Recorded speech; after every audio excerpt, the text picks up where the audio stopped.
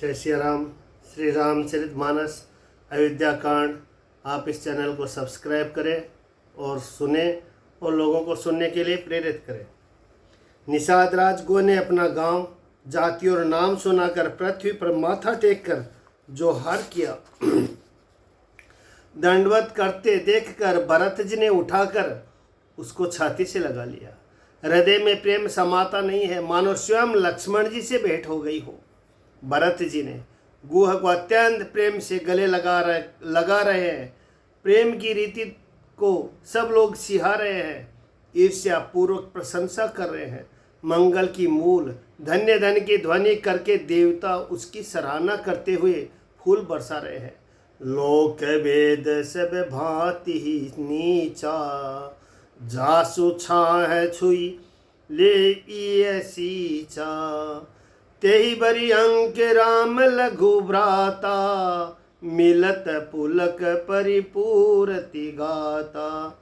वे कहते हैं जो लोक और वेद दोनों में सब प्रकार से नीचा माना जाता है, जिसकी छाया के छू जाने से भी स्नान करना होता है, उसी निषाद से अंकवार भरकर हृदय से चिपटाकर श्री रामचंद्र जी के छोटे भाई भरत जी आनंद और प्रेमवश शरीर में पुलकावली से परिपूर्ण हो मिल रहे हैं।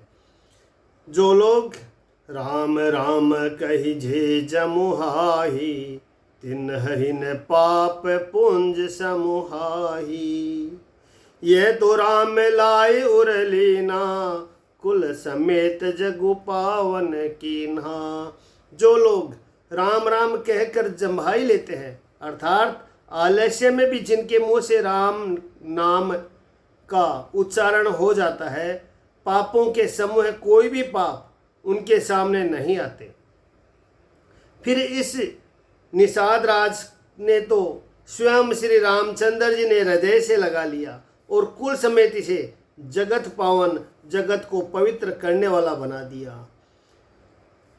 करमनासा नदी का जल गंगा जी में पड़ जाता है, यानी मिल जाता है, तब कहीं उसे कौन सिर पर धारण नहीं करता। उलटा नाम जपत जगु जाना, वाल्मीकि भय ब्रह्म समाना। जगत जानता है कि उल्टा नाम मरा मरा मरा जपते जपते वाल्मीकि जी ब्रह्म के सम्मान हो गए। मूर्ख और पामर, चांडाल, सबर, खस, यवन, कोल और किरात भी राम नाम कहते ही परम पवित्र और त्रिभुवन में विख्यात हो जाते हैं। इसमें कोई आश्चर्य नहीं है, युग युगांतर से यही रीति चली आ रही है। श्री रघुनाथ जी ने किसको बढ़ाई नहीं दी। इस प्रकार देवता राम नाम की महिमा कह रहे हैं और उसे सुन सुनकर अयोध्या के लोग सुख पा रहे हैं। राम सखा निषाद राज से प्रेम के साथ मिलकर भरत जी ने कुशल मंगल और क्षेम पूछी। भरत जी का शील और प्रेम देखकर निषाद उस समय विदेह हो गया। प्रेम मुग्ध होकर देह की सुध बुध भूल गया। उसके मन में संकोच, प्रेम और आनंद इतना बढ़ गया कि वह खड़ा खड़ा टकटकी लगाए भरत जी को देखता रहा।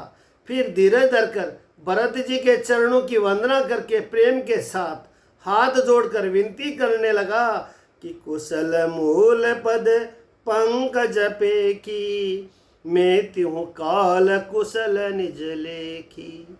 हे प्रभु, कुशल के मूल आपके चरण कमलों के दर्शन कर मैंने तीनों कालों में अपना कुशल जान लिया। अब आपके परम अनुग्रह से करोड़ों पीढ़ियों सहित मेरा मंगल कल्याण हो गया। मेरी करतूत और कुल को समझकर और प्रभु श्री रामचंद्र जी की महिमा को मन में देख विचार कर, अर्थात कहाँ तो मैं नीच जाति और नीच कर्म करने वाला जीव और कहाँ अनंत कोटि ब्रह्मांडों के स्वामी भगवान श्री रामचंद्र जी, पर उन्होंने मुझे जैसे नीच को भी अपना अहेतु की कृपावश अपना लिया। यह समझकर जो रघुवीर श्री राम जी के चरणों का भजन नहीं करता, वह जगत में विधाता के द्वारा ठगा लग गया है। मैं कपटी, कायर, कुबुद्धि और कुजाति हूँ और लोक वेद दोनों में सब प्रकार से बाहर हूँ, पर जब से श्री रामचंद्र जी ने मुझे अपनाया है, तभी से मैं विश्व का भूषण हो गया। निषाद राज की प्रीति को देखकर और सुंदर विनय सुनकर फिर भरत जी के छोटे भाई शत्रुघ्न जी उससे मिले। फिर निषाद ने अपना नाम लेकर सुंदर, नम्र और मधुर वाणी से सब रानियों को आदरपूर्वक जोहार की। रानियां उससे लक्ष्मण जी के सम्मान समझकर आशीर्वाद देती है कि तुम 100 लाख वर्षों तक सुखपूर्वक जियो। नगर के स्त्री पुरुष निषाद को देखकर ऐसे सुखी हुए मानो लक्ष्मण जी को देख रहे हो। कहीं लहे हूँ यही जीवन लाहू, बेटऊ राम भद्र बरी बाहू।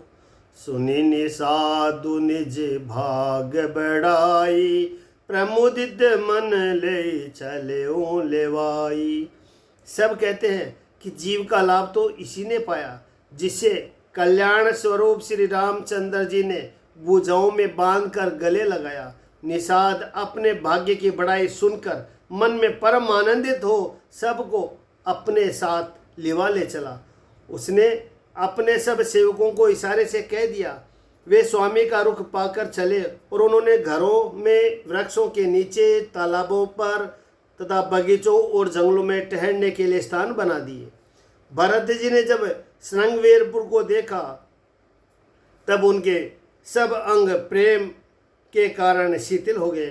वे निषाद को लाग दिए, अर्थात उसके कंधे पर हाथ रखे चलते हुए ऐसे शोभा दे रहे मानो विनय और प्रेम शरीर धारण किए हुए हो। इस प्रकार भरत जी सब सेना को साथ में लिए हुए जगत को पवित्र करने वाली गंगा जी के दर्शन किए। श्री राम घाट को, जहाँ श्री राम जी ने स्नान किया था, प्रणाम किया। उनका मन इतना आनंदमग्न हो गया मानो उन्हें स्वयं श्री राम जी मिल गए हो। नगर के नर नारी प्रणाम कर रहे हैं और गंगा जी के ब्रह्म रूप जल को देख देख कर आनंदित हो रहे हैं। गंगा जी में स्नान कर हाथ जोड़कर सब यही वर मांगते हैं कि श्री रामचंद्र जी के चरणों में हमारा प्रेम कम न हो, अर्थात बहुत अधिक हो। भरत जी ने कहा, भरत कहूँ सुर सरि तब रेनु, सकल सुखद सेवक सुर धेनु। भरत जी ने कहा, हे गंगे, आपकी रज सबको सुख देने वाली तथा सेवकों के लिए तो कामधेनु ही है। मैं हाथ जोड़कर यही वरदान मांगता हूँ कि श्री सीताराम जी के चरणों में मेरा स्वाभाविक प्रेम हो। इस प्रकार भरत जी स्नान कर, गुरु जी की आज्ञा पाकर तथा यह जानकर कि सब माताएं स्नान कर चुकी है, डेरा उठा ले चले। लोगों ने जहाँ तहाँ डेरा डाल दिया। भरत जी ने सभी को पता लगाया कि सब लोग आकर आराम से टिक गए हैं या नहीं। फिर देव पूजन करके आज्ञा पाकर दोनों भाई श्री रामचंद्र जी की माता कौशल्या जी के पास गए। चरण दबाकर और कोमल वचन कह कर भरत जी ने सब माताओं को सत्कार किया। फिर भाई शत्रुघ्न को माताओं की सेवा सौंपकर आपने निषाद को बुला लिया। सखा निषाद राज के हाथ से हाथ मिलाए हुए भरत जी चले। प्रेम कुछ थोड़ा नहीं है, अर्थात बहुत अधिक प्रेम है, जिससे उनका शरीर शिथिल हो रहा है। भरत जी सखा से पूछते हैं कि मुझे वह स्थान दिखलाओ और नेत्र और मन की जलन कुछ ठंडी करो जहाँ सीता जी, श्री राम जी और लक्ष्मण जी रात को सोए थे। ऐसा कहते ही उनके नेत्रों में, कोयों में प्रेम आंसुओं के जल भर आया। भरत जी के वचन सुनकर निषाद को बड़ा विषाद हुआ। वह तुरंत ही उन्हें वहां ले गया। जह शिशु पुनीत तर, रघुबर किए विश्रामो, अति सने सादर भरत, किन्हु दंड प्रणामो। जहाँ पवित्र अशोक के वृक्ष के नीचे श्री राम जी ने विश्राम किया था, भरत जी ने वहाँ अत्यंत प्रेम से आदर पूर्वक दंडवत प्रणाम किया। कुशों की सुंदर साथी देखकर उसकी प्रदक्षिणा करके प्रणाम किया। श्री रामचंद्र जी के चरण चिन्हों की रज आंखों में लगाई। उस समय के प्रेम की अधिकता कहते ही नहीं बनती। भरत जी ने 2-4 स्वर्ण बिंदु सोने के कण या तारे आदि जो सीता जी के गहने कपड़ों से गिरे पड़े थे देखे तो उनको श्री सीता जी के सम्मान समझकर सिर पर रख लिया। उनके नेत्र प्रेम आंसू के जल से भरे हैं और हृदय में गलानी भरी है। वे सखा से सुंदर वाणी से ये वचन बोले कि श्री हत सिए बिरह दुतिहीना जथा अवध नर नारी बिनलीना। ये स्वर्ण के कण या तारे भी सीता जी के विरह से ऐसे श्रीहत शोभाहीन एवं कांतिहीन हो रहे हैं जैसे राम वियोग में अयोध्या के नर नारी विलीन शोक के कारण क्षीण हो रहे हैं। जिन सीता जी के पिता जनक है, इस जगत में भोग और योग दोनों ही जिनकी मुट्ठी में है, उन जनक जी को मैं किसकी उपमा दूं। ससुर भानु कुल भानु बुआलू जय सिहाद अमरावती पालू।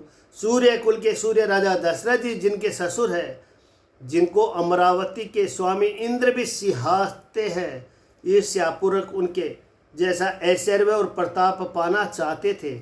और प्रभु श्री रघुनाथ जी जिनके प्राणनाथ है, जो इतने बड़े हैं कि जो कोई भी बड़ा होता है वह श्री राम जी की दी हुई बड़ाई से ही होता है।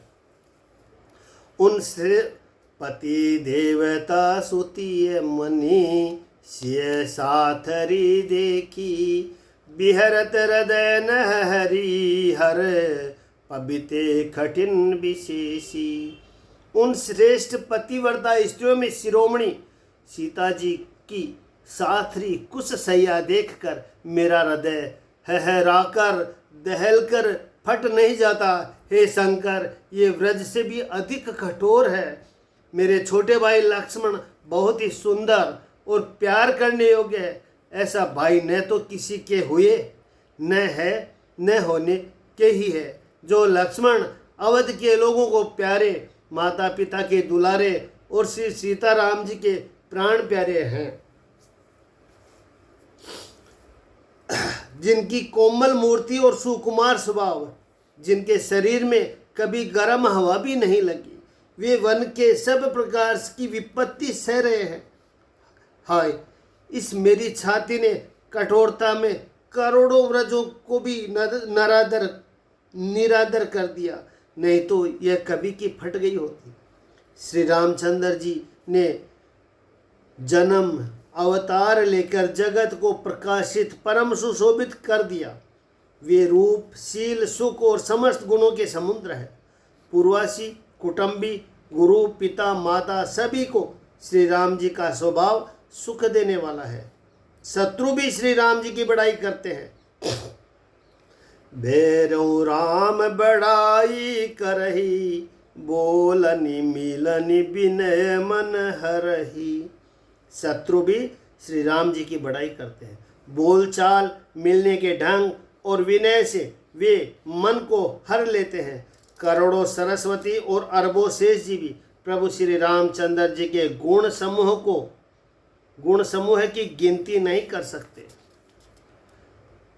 सुख स्वरूप रघुवंश मणि मंगल मोद निदान तो सोवत कुश डासी मही विधि गति अति बलवान। जो सुख स्वरूप रघुवंश शिरोमणि श्री रामचंद्र जी मंगल और आनंद के भंडार है, वे पृथ्वी पर कुशा बिछाकर सोते हैं। विधाता की गति बड़ी ही बलवान है। श्री रामचंद्र जी ने कानों से भी कभी दुख का नाम नहीं सुना। महाराज स्वयं जीवन वृक्ष की तरह उनके सार संभाल किया करते थे।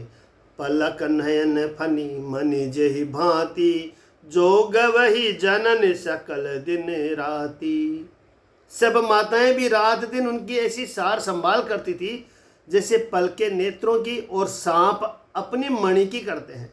वही श्री रामचंद्र जी अब जंगल में पैदल फिरते हैं और कंद मूल तथा फल फूलों का भोजन करते हैं। अमंगल के मूल केकई को धिक्कार है, जो अपने प्राण प्रियतम पति से भी प्रतिकूल हो गई। मैं दिग दिग अद उदति अभागी सब उत्पात भयों जहि लागी। मुझे पापों के समुद्र और अभागे को धिक्कार है, धिक्कार है जिसके कारण ये सब उत्पात हुआ। विधाता ने मुझको कुल का कलंक बनाकर पैदा किया, कुमाता ने मुझे स्वामी द्रोही बना दिया। यह सुनकर निषाद राज प्रेम पूर्वक समझाने लगा, हे नाथ, आप व्यर्थ विषाद किस लिए करते हैं? श्री रामचंद्र जी आपको प्यारे हैं और आप श्री रामचंद्र जी को प्यारे हैं। यही निचोड़ निश्चित सिद्धांत है। दोस्तों, प्रतिकूल विधाता को है। प्रतिकूल विधाता की करनी बड़ी कठोर है। जिसने माता कैकेयी को बावली बना दिया, उसकी मति फेरती।